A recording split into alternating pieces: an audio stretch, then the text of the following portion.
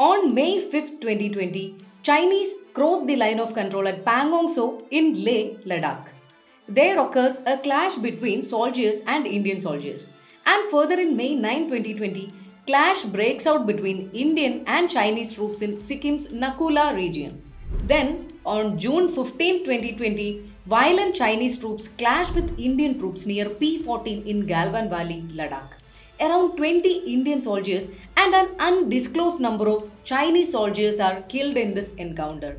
Then, on June 17, 2020, Indian Prime Minister Modi addresses the nation on the Galwan encounter. Chinese Foreign Minister Wang Yi warns India. And still there is more to be added. 29 to 30 August 2020, India takes control of multiple points in Kailas range. Adding to the list, September 10, 2020, the foreign ministers of China and India met in Moscow.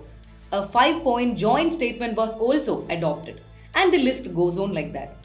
December 9, 2022, the Indian Army informs that there is a clash between Chinese Army and Indian Army in Arunachal Pradesh Tawang sector. So friends, do you remember these issues between China and India in this period from 2020 to 2022? Who do you think is causing the real provocation in these arguments and clashes? What are the consequences in both countries as a result of these disputes and clashes? Let's have a look in detail. Due to the deterioration of bilateral relations between India and China, due to border disputes and clashes, it is important to know in detail what economic measures and after effects have taken place between these two countries. The India-China disputes in recent years have mainly affected the economy of both the countries. And we know very well that China is an integral part of the global supply chain. India have always been relatively dependent on Chinese imports for various components ranging from raw materials.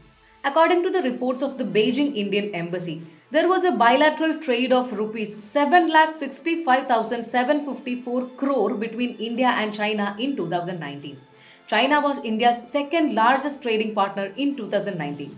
India's trade relationship with China that year was 5% exports and 14% imports. But in the next year, that is, in the first half of the financial year 2020-2021, China became India's largest trading partner. But on the other hand, border disputes in 2020 reduced India-China trade by 15%. Efforts to reduce the India-China trade deficit were made in bilateral talks held a few months after the border conflict. And the issue was raised at the bilateral informal summit in Mahabalipuram, Tamil Nadu. On a further note, both sides agreed to set up a new high-level economic and trade dialogue mechanism to address this issue. But in mid-June 2020, the attack and confrontation by Chinese soldiers in Galwan Valley cost the lives of around 20 Indian soldiers and created a great resentment against China in the Indian market. Consumers themselves have stepped up to boycott Chinese products, and at the government level, the government mandated that all products on e-marketplaces should carry a country of origin tag to identify goods of Chinese origin. Taking it further, on June 29, 2020, the Indian government banned 52 Chinese mobile applications in India after China's attack in the Galwan Valley on June 15, 2020, including TikTok, ShareChat, UC Browser, and Cam Scanner, which posed a threat to national security and leaked data of Indian citizens. The second phase of the ban on Chinese mobile apps came into effect on July 23rd, with the Ministry of Information and Technology removing mirror apps operating despite the ban. Later, on September 2nd, 2020, India banned 118 mobile applications including PUBG, a mobile game app that was very popular in India. This particular action came after the Ministry of Information Technology receiving several reports from various sources about all these mobile apps indiscriminately transferring user data to servers outside India and misusing it. And before moving further, I remind you to like this video once. So let me continue and break it to you. After the conflict in the Galwan Valley, there has been a direct attempt by the Indian government to reduce India's dependence on Chinese products. For example, Indian Railway cancelled a rupees 471 crore contract with a Chinese firm after the issue. Alike, the government also directed state-owned telecom firm BSNL not to use Chinese firm Huawei's gear for network upgrades. As you can see it, in early July 2020, the Ministry of Power also banned imports of power distribution systems and networks which used to account for 30% of total imports from China, mentioning cybersecurity threats. In the 10-year prior to 2020, 12,540 megawatts of the 22,420 megawatt from India's supercritical power plants were built using Chinese equipment. Following bilateral relations issues, safeguard duties were imposed on imports of solar cells and modules, and anti-dumping duties were imposed on several goods. In July, India restricted imports of color television sets by placing them in the restricted category, and air conditioners from China are also under the restricted category, both of which now require a special license to import. So, truth to be told, the implications of these trade restriction moves by India on China are not easily measurable.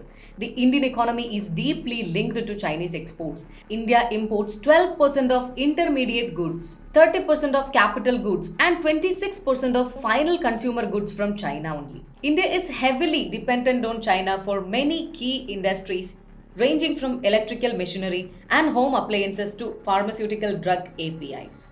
Bilateral trade between India and China from April 2019 and February 2020 was worth $103.5 billion. Delving into the fact, out of the foreign imports into India, 17.6% was from China, 7.6% from America, 6.4% from UAE, 5.7% from Saudi Arabia, 5% from Iraq, and the remaining 57.7% from other countries. Now, in terms of exports, India has 16.9% exports to USA and 9.3% to UAE.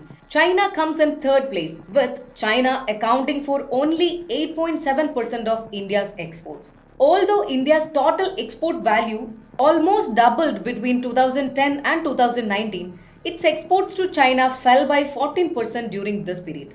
This will deepen India's trade deficit. According to a report by Brookings India, the total amount of current and planned investment in India is already over $26 billion. That is about INR 1,98,000 crore. According to this report, many China-based companies are also setting up to investing in Indian companies, including startups. India is also the largest market for Chinese business outside their home country. According to a CNN report cited by Gateway First Shah, in 2015, Chinese investors spent nearly $4 billion into Indian tech startups. For example, China's Alibaba Group has invested in Indian e-commerce company Snapdeal, digital wallet Paytm, food delivery platform Zomato. Another company, Tencent, has invested in Indian messaging company Hike and ride-hailing app Ola. According to a Gateway House report, there are Chinese investors in about 30 private firms in India worth more than $1 billion. Therefore, the deterioration of bilateral trade relationship between India and China will severely affect Indian businesses. With the changes in India's FDI policy in 2020, companies from neighboring countries can now invest in Indian firms only after getting permission from the central government. Even so, the government policy of boycotting Chinese product has not been implemented in the market really well. This is mainly due to the fact that many Chinese products cost up to 50% less than the Indian products. This suggests that India needs to undertake a series of reforms such as land and labor reforms to promote growth and investment to streamline the market of indigenous products. And summing up, India needs to further increase domestic production in key sectors including electrical machinery and pharmaceuticals to replace imports from China.